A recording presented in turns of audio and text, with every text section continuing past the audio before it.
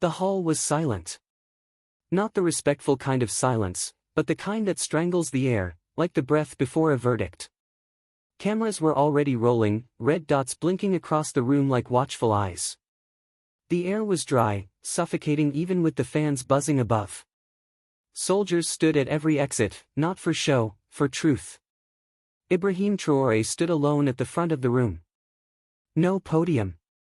No script. No teleprompter. Just a table. On it lay two things, a worn, leather-bound Bible, the corners scuffed, the pages creased from real use, and beside it, a single bullet, gleaming under the harsh fluorescent lights. Behind him, the new flag of Burkina Faso was pinned crookedly on the wall, not by mistake, but by necessity. It had been hung by a soldier minutes before the broadcast started, when someone realized the old government's flag was still there. A mistake, yes, but also a reminder. Traoré didn't move. His hands were behind his back, his eyes locked onto the senior ministers seated before him. Half of them had voted to surrender sovereignty in exchange for development assistance. Alone, they called it. A contract written in languages that didn't exist in his father's village. The other half, silent, afraid, or complicit. The room stank of suits and sweating ambition. He finally stepped forward. "I will not keep you long," he said, voice deep, steady, almost too calm. "And I will not speak again until someone answers me." He placed his right hand on the Bible. Then he lifted the bullet in his left. "This," he said, holding them apart, "is a choice." The room shifted. Chairs creaked. Someone coughed and was immediately silenced by a soldier's glance.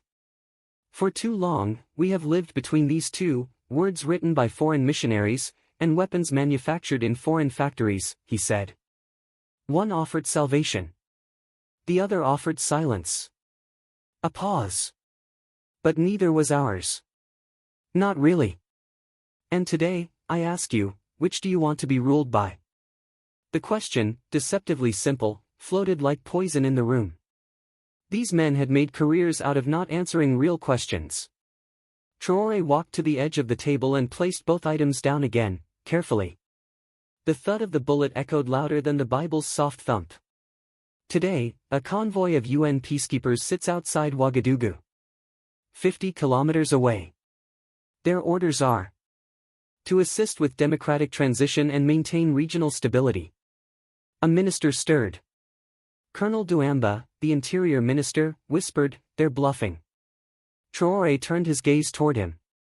Not hostile. Not warm. Just surgical. "Do you believe that, Colonel? Or do you want to believe that?" Douamba said nothing. He didn't need to. His fingers were tapping the edge of the table in rapid, uneven beats. "I intercepted a communiqué 3 days ago," Traoré continued.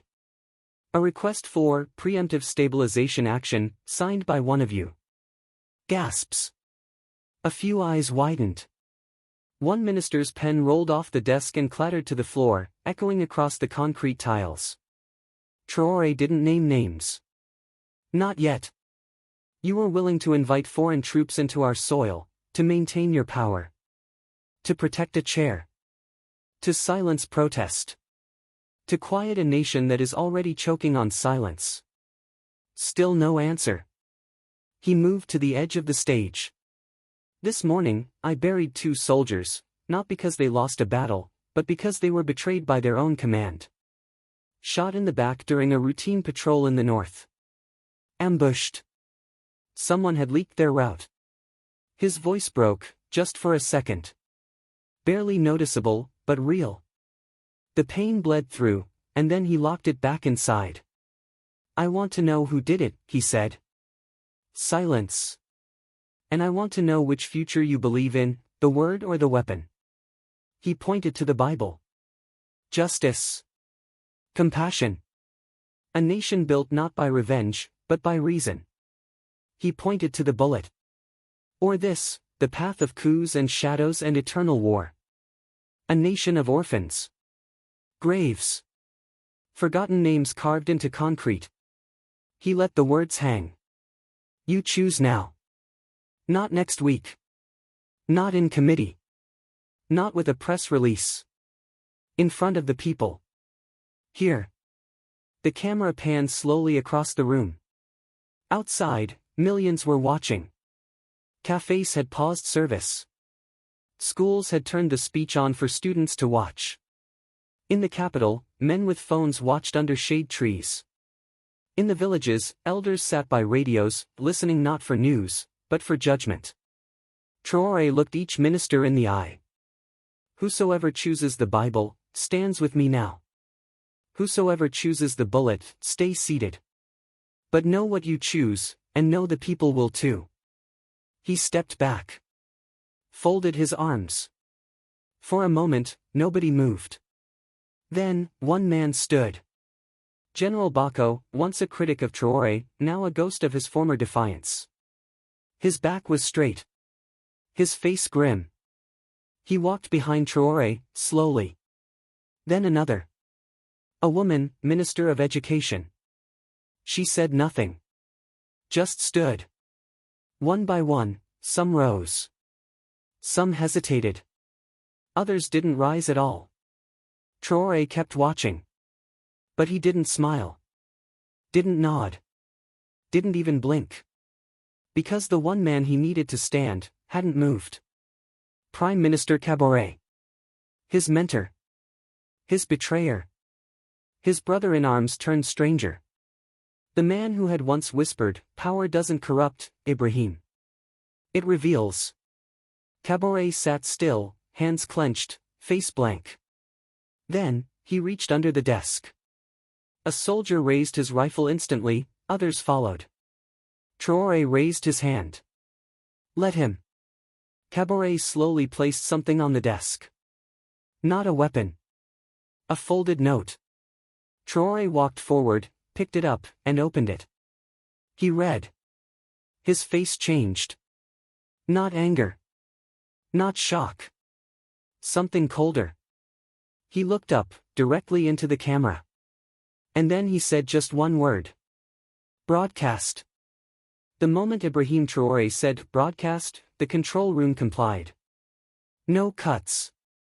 No filters. The feed stayed live, uninterrupted. The nation leaned in. He unfolded the note fully and read it again, this time, aloud. To the people of Burkina Faso. If you are hearing this, then I have failed to kill him. The room turned to ice. Traoré didn't flinch.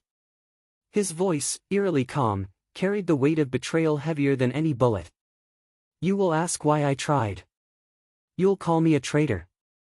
But Ibrahim has grown too powerful, too revered. I feared what he would become, not what he is. And in my fear, I chose foreign hands. They offered a deal, one death, and our debt erased. One death, and they would leave us in peace. He paused. His eyes scanned the room again. Not for guilt, for silence. Every man who sat still now looked like a question mark with a heartbeat. Traoré lowered the note, folded it once, twice, 3 times, and put it in his pocket. This is the cost of fear, he said. Not cowardice. Not treason. Fear. The camera zoomed in slowly. You see, my people, fear does not always wear a uniform or carry a gun. Sometimes it wears a suit. Sometimes it signs treaties. Sometimes, it sits beside you and smiles while planning your funeral. Kaboré had not moved. His face remained still, but his eyes were wet. I warned you, Traoré said, quieter now. You once told me that power reveals. Then tell me, what did yours reveal? Kaboré looked down. And spoke for the first time. That I'm not the man I thought I was. The room inhaled. I raised you like a son, he said, voice cracking. But you outgrew my fear. You believed in something I had already sold. Traoré stepped closer. So, you chose the bullet. I did, Kaboré nodded. But I didn't fire it. Traoré looked down at the bullet on the table. Then back at him. No, he said. You only loaded it. Someone else was meant to pull the trigger. A phone rang somewhere in the building. A soldier silenced it instantly. But the timing couldn't be ignored. Traoré turned to General Bako. "Where's Colonel Ndiaye?" Everyone turned. The colonel, commander of the elite counterinsurgency unit, wasn't in the room. Bako pulled a radio from his belt. "Control, where is Colonel Ndiaye?" Crackling. "Then, sir, he left the compound 40 minutes ago." "No clearance." Bako's face hardened. "Arrest his security detail. Lock the gates." Traoré spoke sharply. "No. Let them think we don't know. Let him run." The ministers looked stunned. "You're letting him escape?" one asked. "I'm letting him reveal himself," Traoré replied. Like Caboret said, power reveals. He turned back to the ministers, standing and seated. "I want each of you to make a call, now. Call your provincial commanders. Call your aides. Tell them you stand with me. Or don't." He gestured to the table. "Choose." It was a command wrapped in a challenge. One by one, phones came out. Some hands trembled. Others didn't. Some faked it. Traoré noticed. He said nothing. A few refused. They didn't move. Didn't blink. Didn't submit. Traoré memorized each face. Then he lifted the Bible and placed it in his left hand. He took the bullet in his right. "I'm not asking for your loyalty. I'm asking for your truth." He turned toward the camera again. "To the people of Burkina Faso, tonight, I will speak again, at 8 p.m. At that hour, the gates of this nation will close or open. I will bring both this Bible and this bullet with me. One is a covenant. The other, a final decision." He set both back down. And then he walked away from the table. Not out of the room, but straight to Caboret. And without ceremony, he embraced him. The former prime minister, stunned, didn't move at first. Then he clutched him tightly, like a man who hadn't felt clean air in years. And when Traoré whispered something in his ear, only Caboret heard it.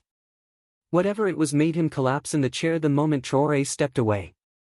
The broadcast cut to the national seal. But inside the room, the real broadcast had just begun. Traoré turned to Bako. "Arrest no one. Not yet. Watch them. All of them. Those who rose too quickly. Those who didn't rise at all. Especially those who smiled during silence." "And Caboret?" Bako asked. Traoré looked at his old mentor. "He'll remain here. Under protection. No charges." "But he tried to." "He failed," Traoré interrupted. "And failure is sometimes the start of repentance." He turned to the room one last time. "Tonight, we will choose. All of us." Then he picked up both the Bible and the bullet. And walked out. The room, once filled with powerful men, now looked like a cemetery of chairs. As the door closed behind him, one minister leaned over to another and whispered, "Do you think he'll really use the bullet?" The other answered, coldly, "I think, he'll make us believe we did." The sun was falling fast, and with it, the temperature of Ouagadougou. But inside Ibrahim Traoré's compound, the heat only grew. Every corner was under surveillance. Every loyalist was double-checked. The courtyard, normally a place of quiet reflection for soldiers off duty, now buzzed with armored vehicles and whispered orders. They were not preparing for an attack. They were preparing for betrayal. Inside his private war room, Ibrahim stood alone again, only this time, facing a single wall covered in photographs, documents, and red lines connecting names. At the center, Colonel Ndiaye. A man Traoré once laughed with under trees in the north. A man he once trusted with the lives of villages. A man now gone. He looked down at the bullet in his hand.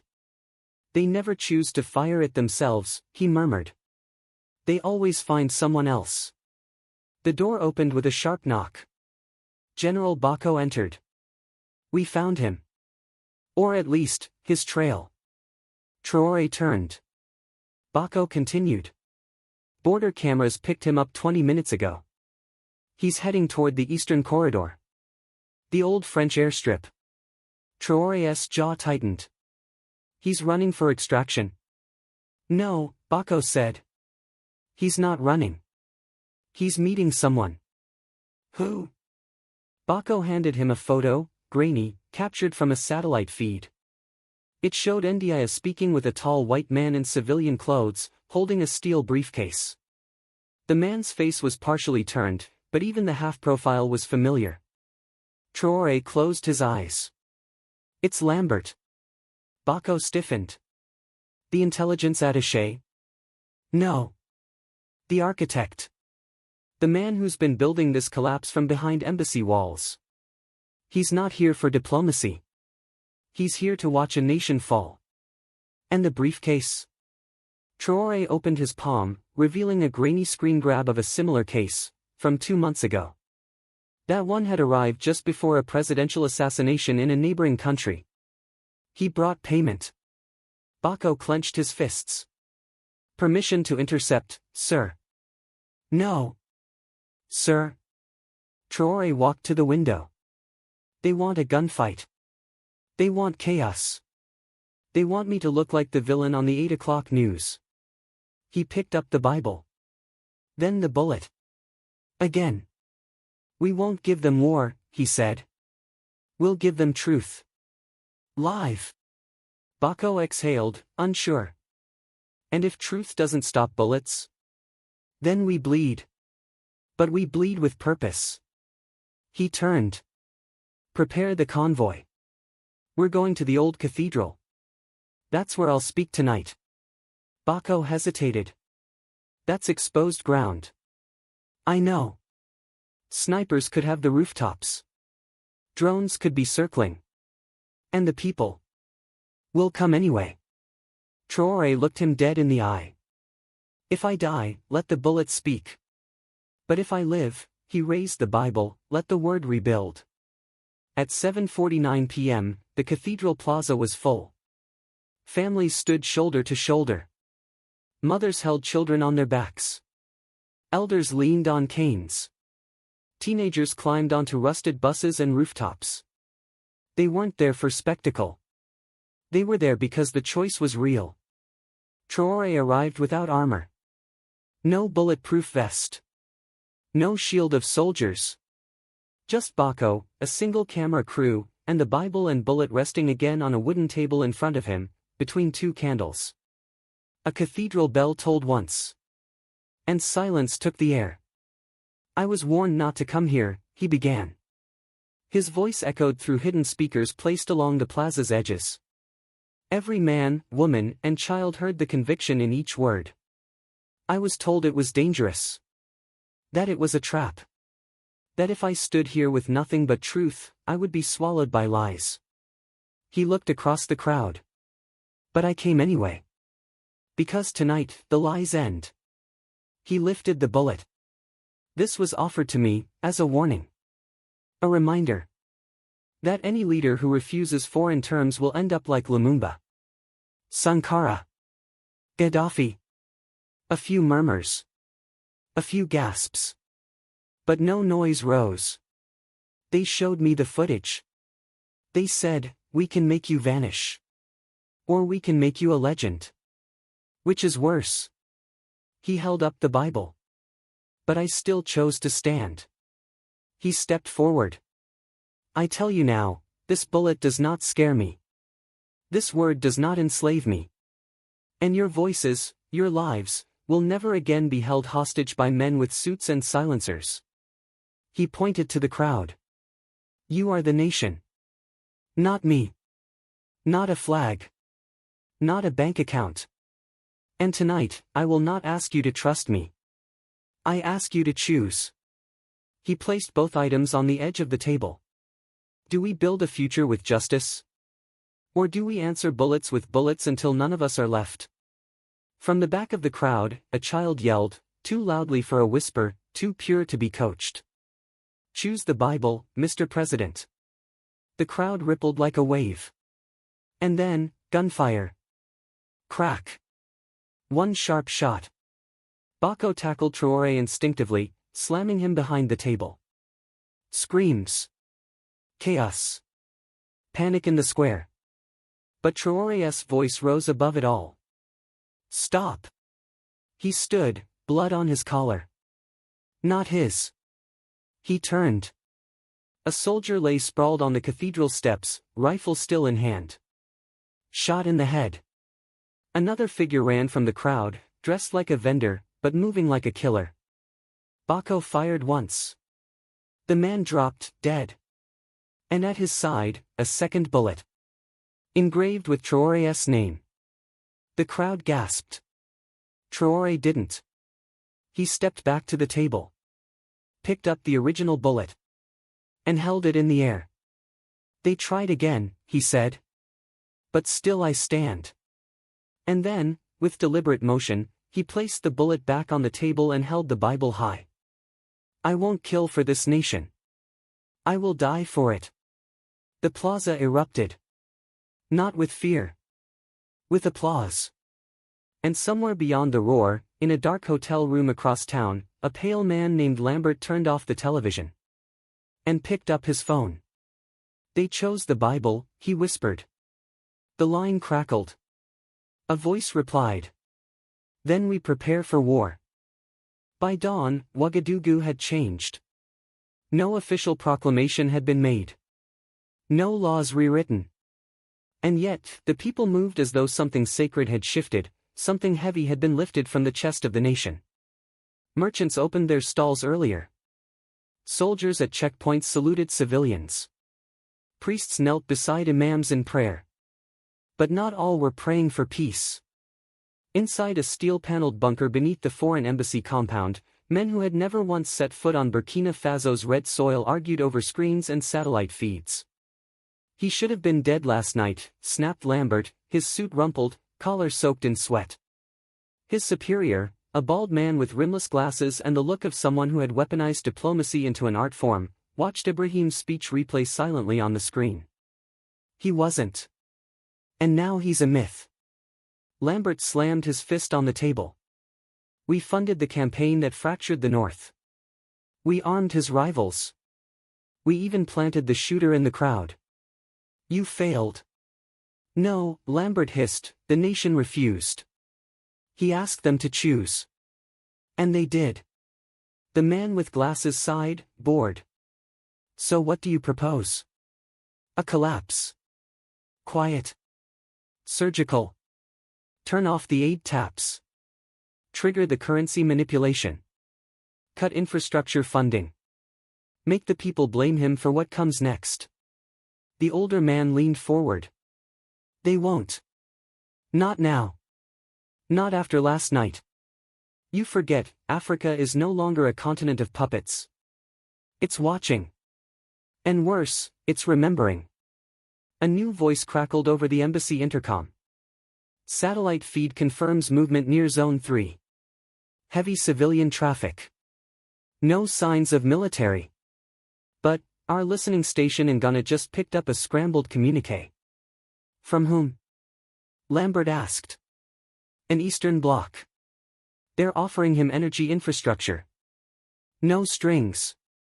The man in glasses raised his eyebrows. Lambert blinked. So now we have competition. No, the man replied. Now we have a deadline.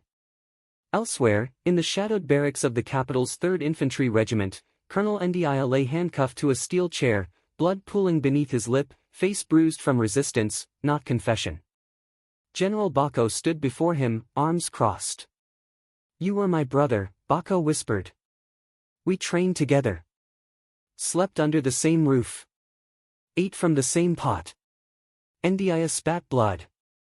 And while you prayed, I planned. Bako crouched, looking him in the eyes. You sold our soil. You invited men into our home with suitcases and poison promises.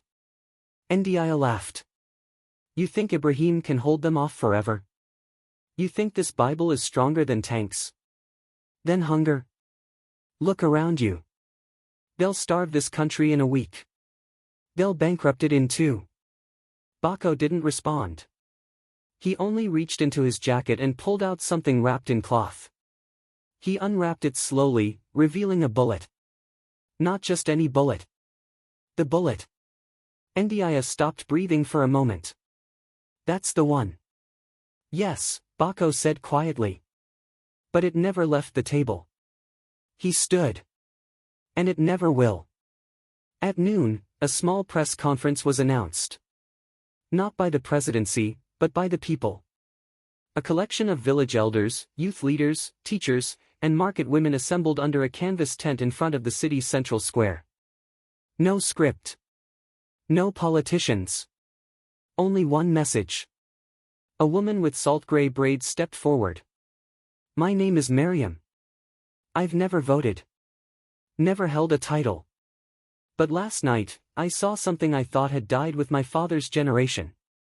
She looked into the camera. I saw a man who didn't run. She held up a Bible, worn, old. And I saw him choose this. She turned, looked behind her at the crowd. And we choose it too. The crowd roared. Not choreographed. Not organized. Just raw. That same afternoon, Traoré met with the heads of several major unions. One after another, they pledged support, not because they were promised money, but because they were promised meaning. Your people don't need more slogans, Traoré told them. They need a spine. And I will be that spine, until they no longer need me. As they left the room, one leaned close and whispered. They'll try again. And next time, they won't miss. I know, Traoré replied. But I won't duck. At 4 p.m., an encrypted message arrived on Traoré's desk. Sent through a retired diplomatic channel. No names. Only one line. Walk away now, and we will make you the next Mandela. Refuse, and you won't live to see the harvest. Traoré stared at the screen. Then he closed the laptop. He walked into the courtyard and found a group of schoolchildren visiting for a civics program. One of the boys stepped forward, nervous but proud. President Traoré, he said, are you afraid? Ibrahim knelt. I'm afraid every day, he said. But I don't let fear write my story. He handed the boy something. The bullet. Keep this for me, he said. One day, I'll come back for it. The boy stared at the object, wide-eyed. But if I don't, Traoré added, then you'll know what I stood for. As the child nodded solemnly, the camera clicked. The photo would go viral by nightfall. A leader on one knee, handing the future to a child. Not a gun. Not a flag. Just a choice. By nightfall, the embassies had dimmed their lights. Not out of respect. Out of strategy. The streets of Ouagadougou were filled again, not with protests, not with parades, but with presence. People walked in silence, carrying candles, Bibles, and, in a few hands, bullet casings they'd found in burned villages. It wasn't a protest. It was a statement. That night, Ibrahim Traoré stood not behind a podium, but beneath the stars. No walls. No glass. Just a wooden stage on the edge of the river. His security team had begged him not to do it this way. Snipers don't care about symbols, General Bako had warned. I'm not speaking to snipers, Ibrahim had replied. I'm speaking to history. The camera lights came on. The world tuned in. No opening anthem. No marching band. Just his voice. Tonight. I am not your president. I am your witness. He held up the Bible. This book was written by men who watched empires fall. Who lived in exile. Who saw betrayal from brothers, and still, believed in justice. Then he held up a new object, not the bullet. A crumpled, blood-stained piece of paper. This is the letter written by a soldier who tried to kill me. Who died in the act. But before he fired, he left this. He unfolded it. Read aloud. I don't hate you, President. I was told you were the enemy. That you would bring hunger, civil war, ruin. I didn't know what to believe. But when I saw you last night, I hesitated. And they told me that hesitation was weakness. They told me to shoot or be shot. He paused. If I die, tell my family I'm sorry. I wanted to serve. I just didn't know who. Traoré folded the letter. That is what the world has turned our people into. Weapons aimed at each other. Good men. Lost men.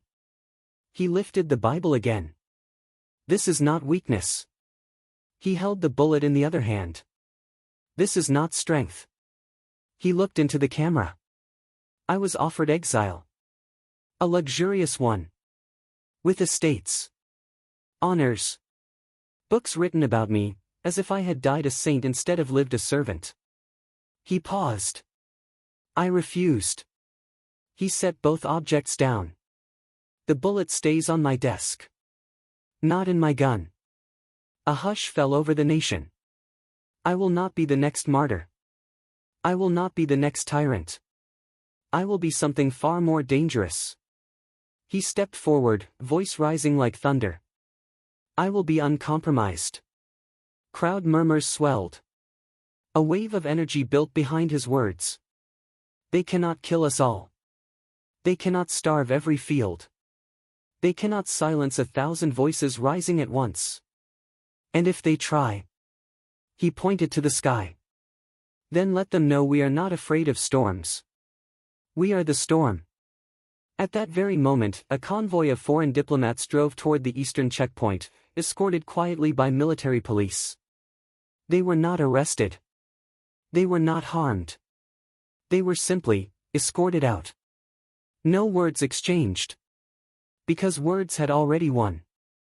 1 week later, Burkina Faso signed a regional infrastructure pact with 3 West African nations. No middlemen. No debt traps. Just cooperation. 2 weeks later, Ibrahim Traoré invited a group of international journalists, real journalists, into the presidential compound. They didn't find luxury. They found a sleeping mat on the floor, a bullet on the desk, and a Bible still bookmarked to Proverbs 29 verse 4. By justice a king gives a country stability, but those who are greedy for bribes tear it down. When asked what had changed in the nation, Traoré smiled. Nothing, he said. That's the point. We just stopped letting others name our truth. One reporter asked if he still kept the bullet. Traoré nodded. But I no longer carry it. Why not? He looked out the window. Because now, someone else does. The screen faded to black. Then opened to a new image, viral, printed on walls, shared on phones, painted on village gates. A child holding up a bullet. And beside him, a book. No caption. No slogan. Just a quiet echo of a man who once said, choose. And a nation that answered, we already have.